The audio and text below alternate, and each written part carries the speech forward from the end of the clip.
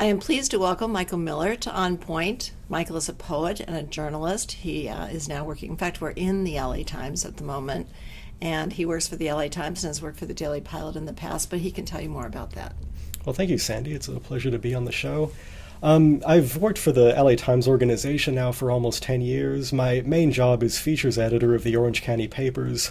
That would include the Daily Pilot, which covers Irvine, Newport Beach, and Costa Mesa, the Huntington Beach Independent, which covers Huntington, Seal Beach, and Fountain Valley, and then the Coastline Pilot, which covers Laguna Beach.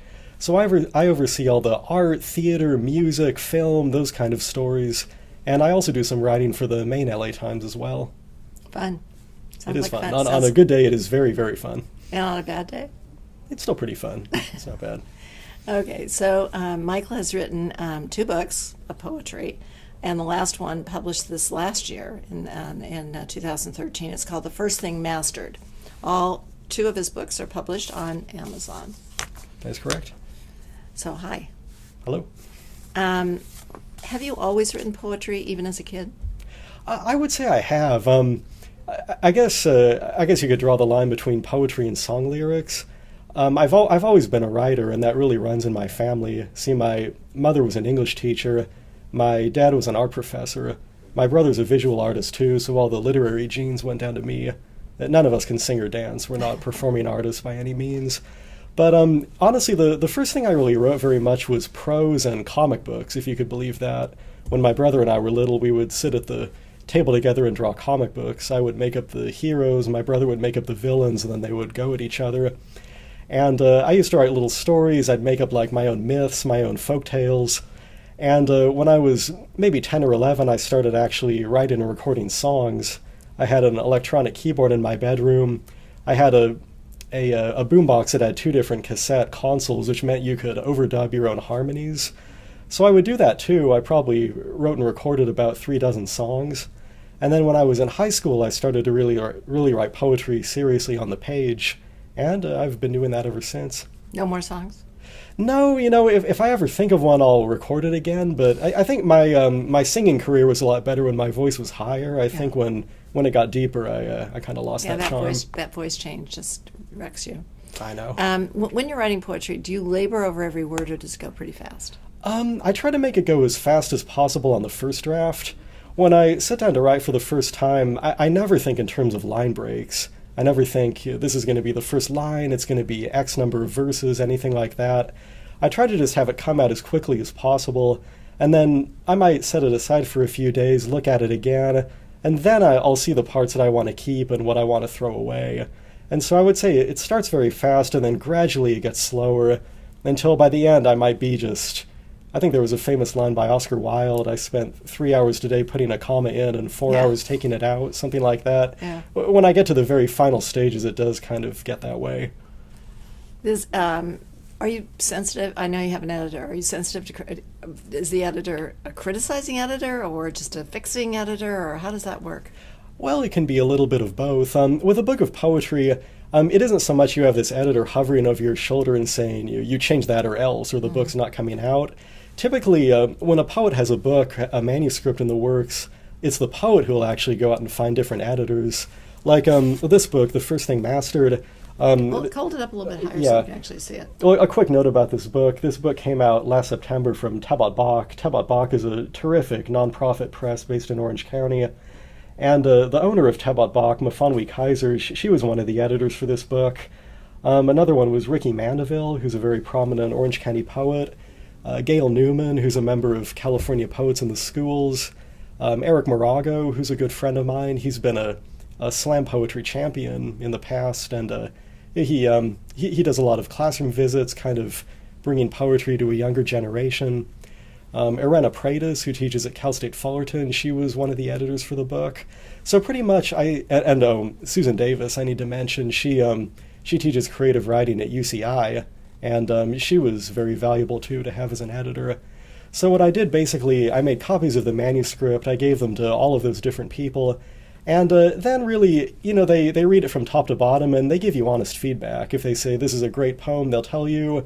If they say, this ending really doesn't work, they'll let you know that too. And when you have multiple voices looking at it, you can kind of see if everybody has the same problem with this poem, then probably this poem really does need some work. So having more than one, for me at least, really aids that process. You've probably been a part of a group though, where you read something and then everybody has an opinion about it. Oh, absolutely. I am part of a workshop right now. I've been in more than one workshop in the past, and yeah, a workshop. Whether it's 10 people around the table at one time or 5 people that you're giving the manuscript to one by one, having multiple voices is always a big help. Mm-hmm. You don't find it really annoying, or you're not sensitive? I don't. You no. want to say, "Hey, you can't write at all." What are you telling me? There we go. Okay, so the art of writing poetry, I think, is always personal, but yours seems particularly personal to me. Would you agree with that? I would say often it is, and actually, an interesting thing about this book. This is a book. Let's show it again. Yeah, this is a book about the formative years of life. It begins in infancy, and I know. then it goes until about the mid-30s. And a lot of people have asked me, like, are all these poems autobiographical? And the answer I give is none of them is completely true, but all of them are part true. There are a few poems in here that are literally inspired by things that did happen to me. In some cases, it can just be a feeling that you remember having when you were 13 or 15, and then kind of out of that feeling you concoct a story. And the story may be fiction, but the emotions are true.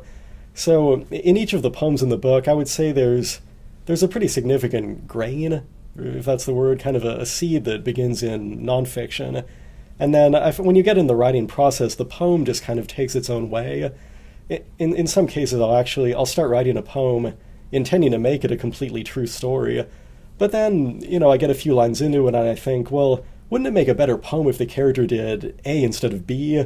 And then so that you follow that thread, and then, thread A leads to thread C, and then you just keep going until by the end of the poem, you've created a story that really is fiction, but you still remember where it began. You remember that true life moment that set the ball rolling. The feeling.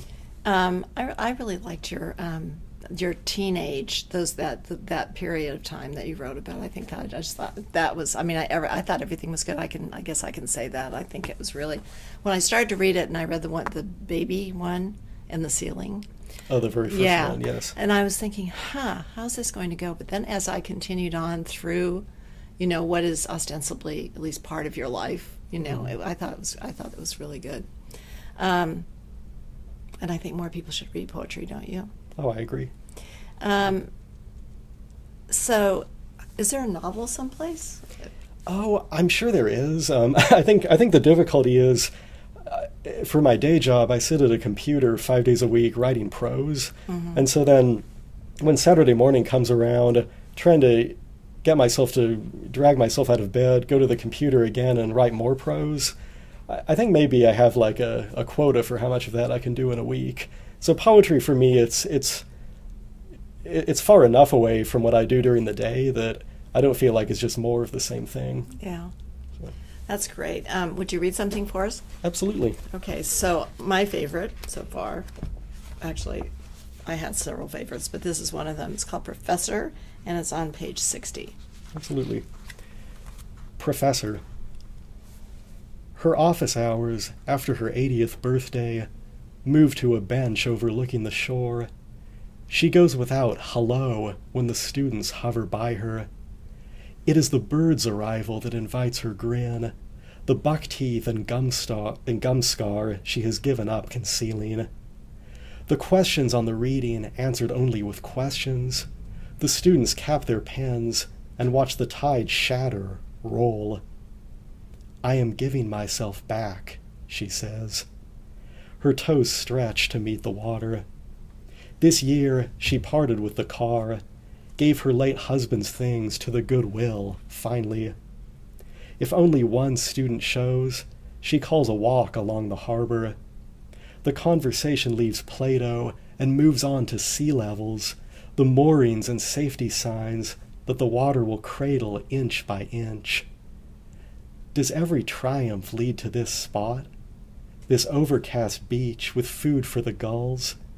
The eyes that squint through stray hairs to watch the motorboats fade? I am giving myself back, she says again. her fingers slow enough to keep the shakes at bay. She spreads the Ziploc bag and holds the crumbs before tossing them. Each one flies like a considered gift, a bargain for what the next world may repay. That's great. I loved it. Thank Thank you. you, Michael. I really appreciate it. Thanks, Sandy.